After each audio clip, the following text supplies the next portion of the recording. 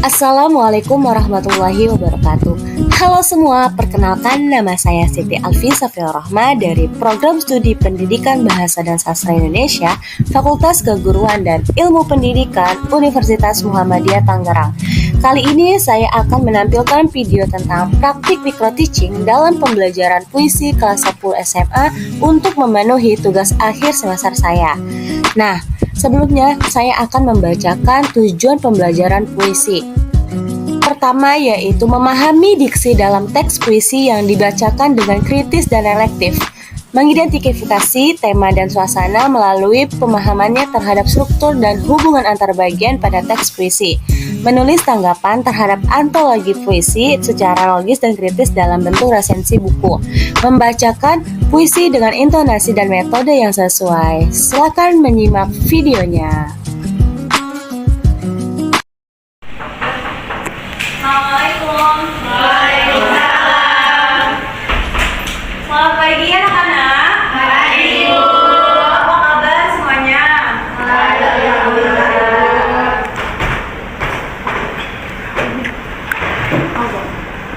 Baik, untuk ketua kelas dimohon untuk mempersiapkan.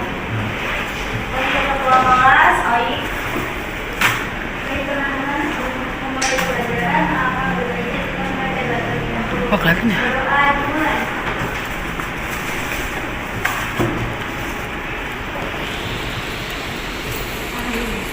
Berdoa selesai. Memberi salam.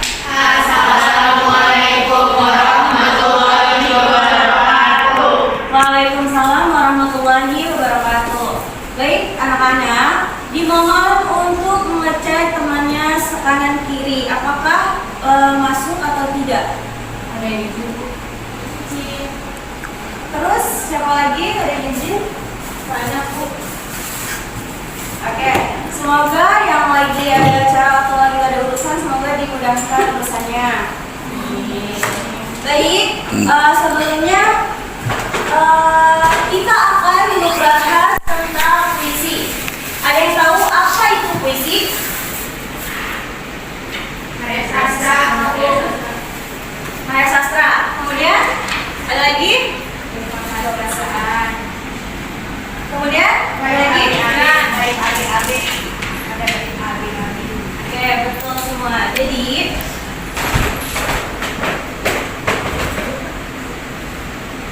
Jadi puisi ini merupakan karya sastra untuk mengungkapkan pikiran, gagasan, atau perasaannya dalam bentuk kata-kata indah.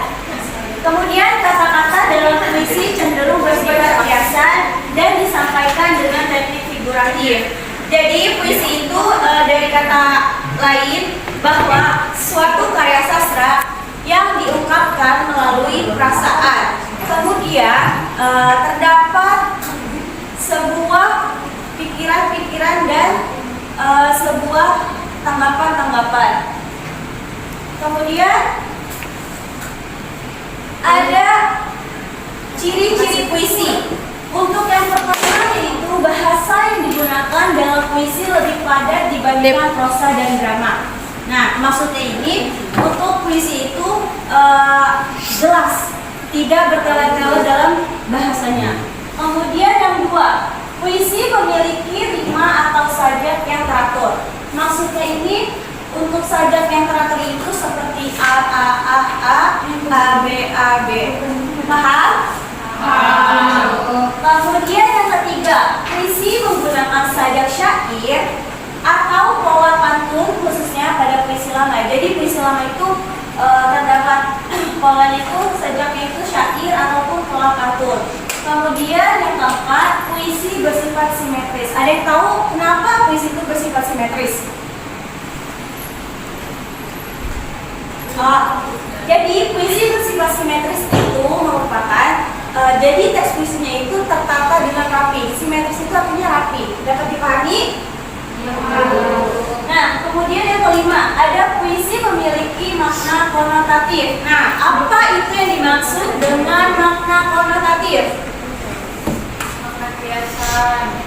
Ya, betul. Ada lagi yang ingin menambahkan?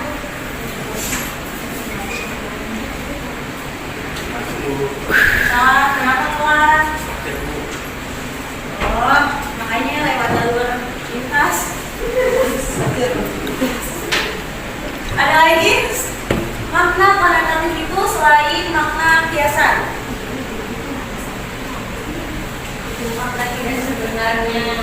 Ya, betul.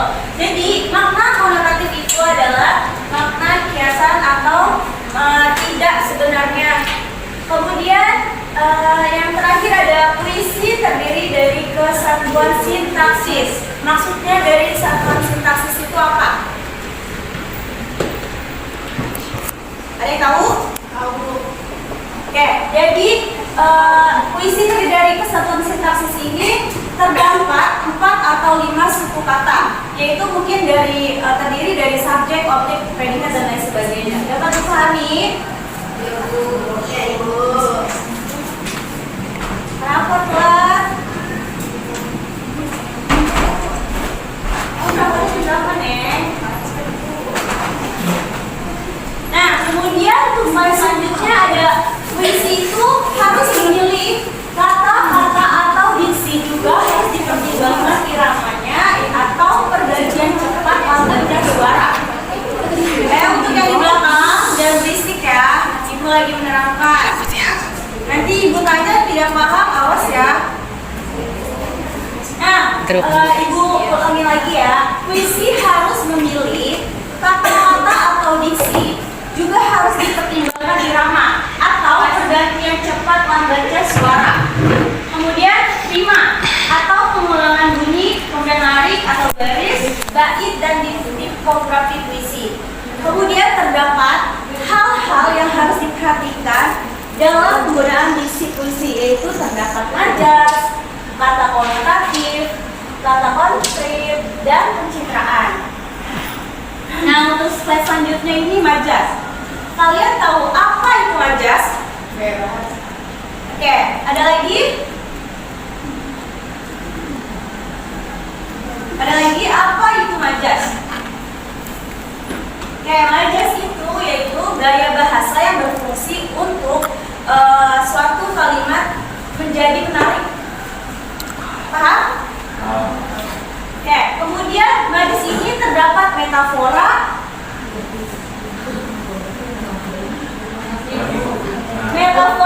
personifikasi, simile atau perumpamaan, dan hiperbola. Apa itu metafora?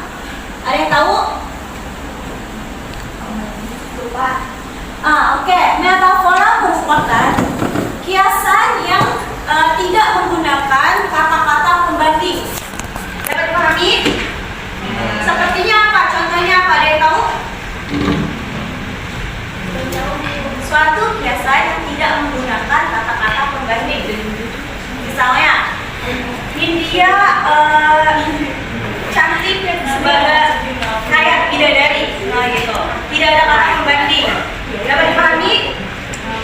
Nah, kemudian personifikasi. Ada yang tahu apa itu personifikasi dari majas? Yang kencang kita. Ya betul. Jadi metafora personifikasi ini merupakan kiasan yang mempersamakan sesuatu dengan manusia. Contohnya seperti apa?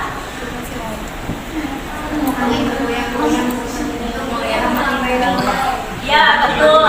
Kemudian ada lagi contohnya hujan di bulan Juni. Tidak ada yang tabah, tidak ada yang lebih tabah dari hujannya bulan Juni. Kemudian simile atau perumpamaan. Ada yang tahu apa itu simile atau perumpamaan?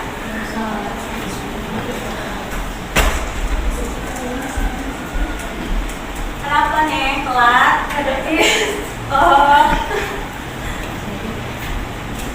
Ayo, apa itu simile dan perumpamaan? Kita? Kenapa? Ya betul. Contohnya itu seperti Adi mempunyai tubuh seperti Gatot Kaca. Adi mempunyai tubuh yang gagah seperti Gatot Kaca. Kemudian hiperbola. Hiperbola ini bermakna yaitu majas yang mempunyai penekanan yang berlebih-lebihan, seperti senyummu manis bagaikan gula Pahami? Sampai di sini harus dipahami untuk majas. Ya. Kemudian ini sebelum selanjutnya ke konslet dan lain sebagainya, Ibu akan memperlihatkan puisi yang berjudul Tahanan yang Menatap Terali Besi Diam-Diam, karya Sena Bumira Adi Dharma. Nah, siapa yang mau baca ini? Ayo yang kelas tadi, Serin. Ya. Dulu. Dingin bulan menjemput, kamarku yang gelap dan bersih, dari balik terali itu. Ayo untuk yang kelas dimohon untuk baca yang tadi Ibu sudah contohkan. Untuk Serin, Ku ingin bulan menjenguk, kamarku yang gelap dan sesu, dari balik terali-terali. oke, bagus, tepuk tangan. Kemudian kita langsung lanjut ke kata konotatif. Tadi apa makna kata konotatif ini? Oke, makna biasa. Oke, kata konotatif merupakan kata-kata yang berasosiasi. Nah, asosiasi ini adalah berkaitan makna kata dengan hal lain di luar bahasa. Nah, ini ada contohnya nih. Contoh ini yang terdapat di puisi yang tadi sebelumnya, puisi yang tadi Serina baca itu. Contohnya itu ada kata lesu. Nih, kita lihat dari awal ya. Kata lesu mana? Ini lesu ya. Ini lesu. Nah, kata lesu di dalam tulisan Sena Bumira ini bermakna keadaan yang tidak menarik saat dipandang. Jadi lesu itu keadaan yang kalian tuh misalnya lagi lesu, keadaannya tidak baik-baik saja kan? Nah itu. Kemudian kata konflik. Kata konflik ini merupakan kata yang rujukannya lebih mudah ditangkap oleh indera. Contohnya yang tadi sudah Serina bacakan, yaitu terdapat kata terali. Apa sih itu terali? Ya, betul. Jadi dalam tulisan Sena Bumira merujuk pada penjara secara sebenarnya.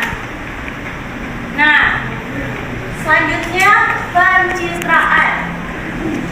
Pencitraan ini pengimajian atau citraan merupakan kata atau susunan kata yang dapat menimbulkan efek khayalan. Nah, pencitraan ini terdapat dua. Pertama, citraan penglihatan. Yang kedua, pencitraan penciuman.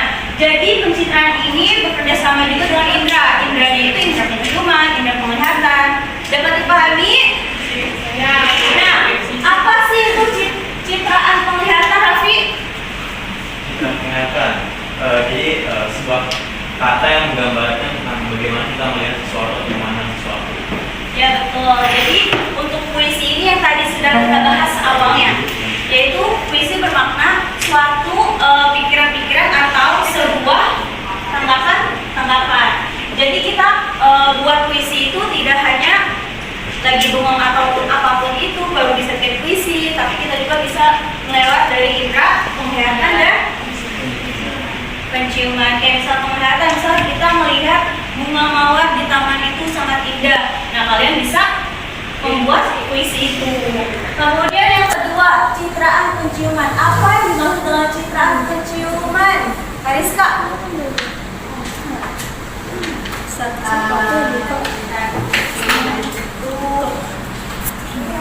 Karena yang kita bisa buat dari aroma dari itu. Jadi kalau aroma enak kita bisa buat puisi dari aroma tersebut.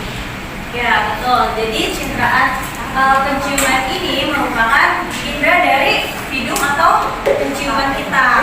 Misalnya puisinya itu tentang kucing. Kucing kalau sangat indah dan elok dipandang, akan tetapi tahimu sangat bau gitu kan.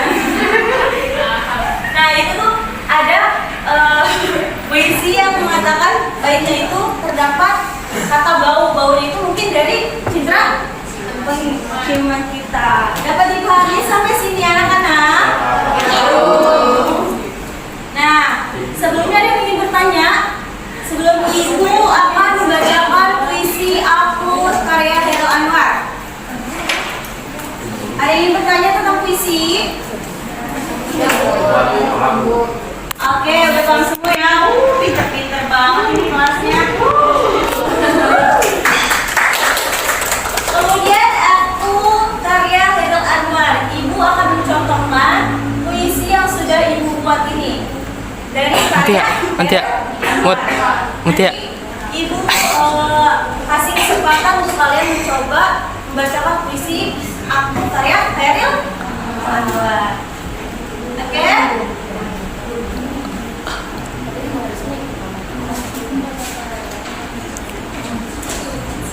Baik. Aku karya Hairil Anwar. Asik. Kalau sampai waktuku, ku mau tak seorang dan merayu. Tidak juga kau, tak perlu seduh sedang itu. Aku ini binatang jalan dari kumpulan yang terbuang. Biar peluru menembus kulitku, aku tetap meradang menerjang.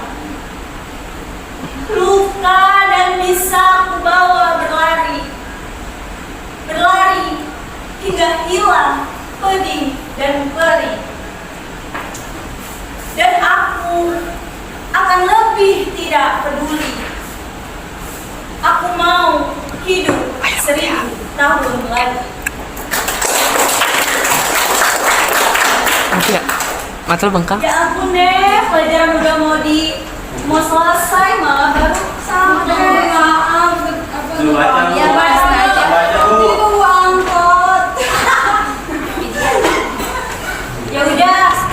Karena teman-teman kamu mau baca puisi telat juga, jadi kamu baca puisi ya. Ya. Tapi yang tadi ibu baca kayak gitu. Ya nggak bisa. Ya udah, nanti kamu Nanti baju tapi matul bengkak. ada salah satu Habis nangis ya. tanya lagi ya. Oke, itu dulu silakan. Oke, siapa yang Ini dia. mau baca puisi sebelum Dia. baju? Ya, gimana? Ya sebentar dulu ya. Ibu mau melihat karya-karya kelas ini nih, gimana nih cara baca puisinya?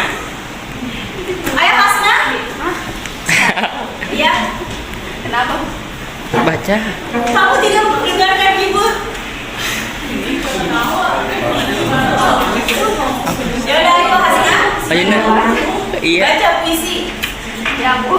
Cepetan, kamu mau pulang nggak? Maju.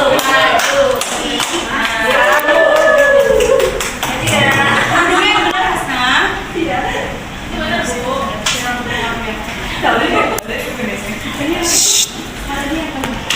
Ayo, nggak boleh pada ke ibu, ke teman-teman kalian. Baca ya Bu. Lihatin dah. Ini bahasannya. Iya. Gak usah ketawa, kalian gak boleh ketawa ya. Pada lihatin ya. Ya.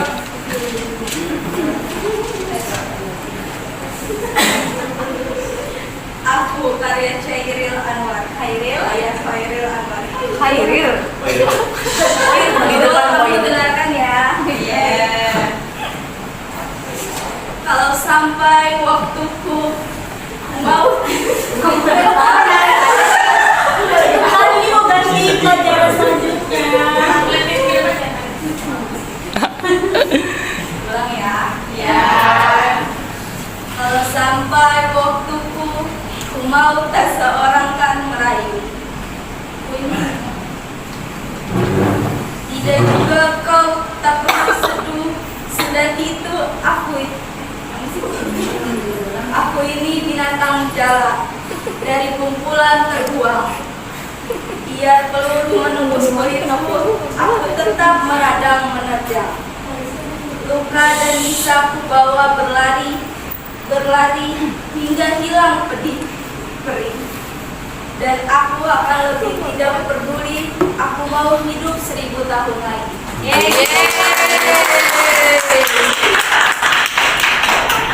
Alhamdulillah, dikarenakan pelajaran ibu sudah selesai. Nah, untuk puisinya kalian mencari majasnya, yaitu terdapat majas metafora, personifikasi, simile, dan Oke. hiperbola. Oke, jadi kesimpulan pelajaran pada hari ini yaitu puisi merupakan suatu karya sastra yang diucapkan melalui perasaan.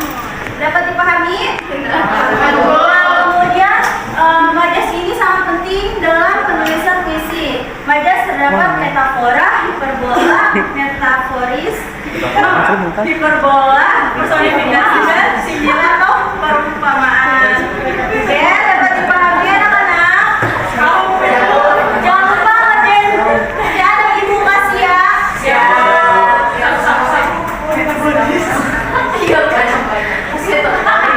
Oke, kurang dan lebihnya mohon maaf.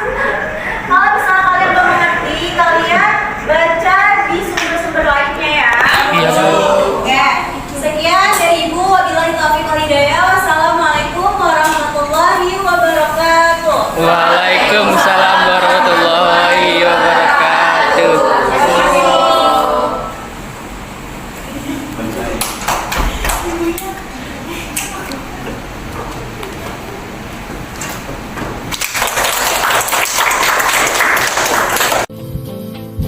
Terima kasih kepada kalian semua yang sudah menyimak video pembelajaran puisi. Semoga bermanfaat. Sekian dari saya. Wassalamualaikum warahmatullahi wabarakatuh. Bye-bye.